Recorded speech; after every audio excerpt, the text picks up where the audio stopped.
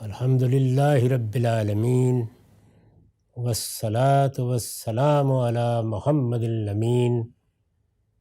اعوذ باللہ من الشیطان الرجیم، بسم اللہ الرحمن الرحیم۔ خواتین و حضرات، ہم مشکوٰۃ المصابیح میں کتاب الصوم کا مطالعہ کر رہے ہیں۔ تنزیہ الصوم کا باب زیر بحث ہے۔ وعنہا قالت کان رسول اللہ صلی اللہ علیہ وسلم یدرکہ الفجر فی رمضان وہو جنب من غیر حلم فیغتسل ویصوم۔ سیدہ ہی سے روایت ہے، یعنی عائشہ رضی اللہ عنہ سے، ام المومنین سے روایت ہے۔ وہ فرماتی ہیں کہ فجر کا وقت رمضان میں آ جاتا تھا کبھی، اور رسالت میں آپ صلی اللہ علیہ وسلم جنابت کی حالت میں ہوتے تھے، یعنی بیوی سے ملاقات کی ہوتی تھی۔ ایسا نہیں ہے کہ اپنے طور پر کوئی معاملہ ہو گیا ہوتا تھا، بیوی سے ملاقات کے نتیجے میں جنبی ہوتے تھے، جنابت کی حالت میں ہوتے تھے، اور آپ روزہ شروع کر لیتے تھے۔ یعنی فجر سے پہلے لازم نہیں ہے کہ غسل بھی کیا جائے۔ ہمارے ہاں جتنی بھی عبادات ہیں، میں اس سے پہلے ایک تفصیلی گفتگو میں عرض کر چکا ہوں کہ طہارت تو ان میں ضروری ہے، یعنی آدمی کو پاکیزہ ہونا چاہیے۔ چنانچہ رسول اللہ صلی اللہ علیہ وسلم نے جو ہمیں آداب سکھائے ہیں، ان میں یہ بات بھی کہی ہے کہ اگر آدمی بیویوں سے ملاقات کرے تو اپنے اعضاء فوراً صاف کر لے۔ یہ طہارت کا حصول ہے۔ جیسے ہم کبھی رفع حاجت کرتے ہیں تو ظاہر ہے کہ دھو کر یا کسی کپڑے سے یا کسی ٹشو سے یا کسی ڈھیلے سے صفائی کر لیتے ہیں۔ یعنی صفائی کے لیے جو ضروری ہدایات دی گئی ہیں وہ بہرحال ملحوظ رہنی چاہیے، لیکن کچھ چیزوں کے لیے ایک طہارت مزید کا حکم ہے، جیسے نماز کے لیے وضو کا، جیسے اگر جنابت ہے تو نماز پڑھنے کے لیے غسل کا حکم ہے۔ تو غسل اور وضو یہ مؤخر ہو سکتے ہیں، لیکن طہارت مؤخر نہیں ہوتی۔ تو فرمایا کہ روزے کے لیے غسل کرنا ضروری نہیں ہے۔ یہ حضور صلی اللہ علیہ وسلم کا عمل بیان کیا۔ انہوں نے فرمایا کہ ایسا ہو جاتا تھا کہ فجر ہو گئی ہے، روزہ رکھ لیا آپ نے، سحری کھا لی، اور اس کے بعد نماز سے پہلے غسل کر لیا، فیغتسل ویصوم، یعنی پھر اس کے بعد غسل کر لیتے تھے اور باقی سارا دن پھر روزے سے رہتے تھے۔ وعن ابن عباس قال ان النبی صلی اللہ علیہ وسلم احتجم وهو محرم واحتجم وهو صائم۔ عبداللہ بن عباس رضی اللہ عنہ فرماتے ہیں کہ نبی صلی اللہ علیہ وسلم نے حجامہ کرایا، یہ جو پچھنے لگوانے کا طریقہ ہوتا ہے وہ اختیار کیا۔ ظاہر ہے کہ عربوں کے ہاں یہ رواج تھا کہ کچھ بیماریوں کے علاج کے لیے ایسا کراتے تھے۔ تو فرمایا کہ حالت احرام میں بھی کرایا اور اسی طریقے سے روزے کی حالت میں بھی کرایا۔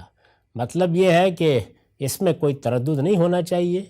چنانچہ ہمارے ہاں بھی جو لوگ سوالات پوچھتے ہیں کہ کیا انجیکشن لگوایا جا سکتا ہے، اب آج کے زمانے میں یہ مسئلہ ہے کیا ویکسینیشن کرائی جا سکتی ہے، اسی طرح سے اور بہت سی چیزیں ہیں، تو یہ سب بالکل جائز ہیں۔ جس چیز پر پابندی لگائی گئی ہے وہ یہ ہے کہ بیویوں سے ملاقات نہیں ہوگی، اور دوسرے یہ کہ منہ پر تالا رہے گا، یعنی کوئی کھانے پینے کی چیز ہمارے حلق میں نہیں جانی چاہیے۔ یہی روزہ ہے، یعنی یہ روزے کی صورت ہے، روزے کا قانون ہے۔ روزے کی حقیقت کیا ہے؟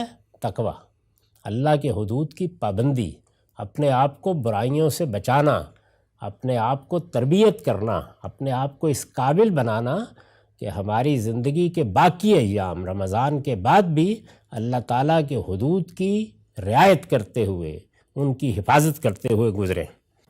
وعن ابی ہریرہ قال قال رسول اللہ صلی اللہ علیہ وسلم من نسی وهو صائم فاکل او شرب فلیتم صومہ فانما اطعمہ اللہ وسقا۔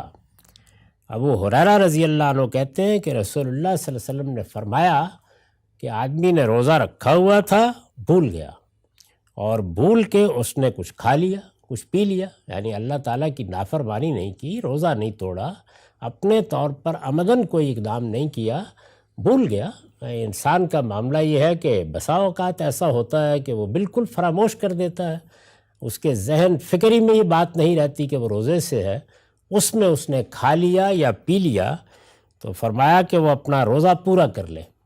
یعنی جیسے ہی تنبؤ ہوا، معلوم ہوا، تو اب آدمی پریشان ہوگا کہ میں نے تو کھا پی لیا روزے میں، تو ارشاد فرمایا کہ وہ اپنا روزہ پورا کر لے، اس لیے کہ یہ اللہ نے اس کو کھلا دیا اور اللہ نے اس کو پلا دیا۔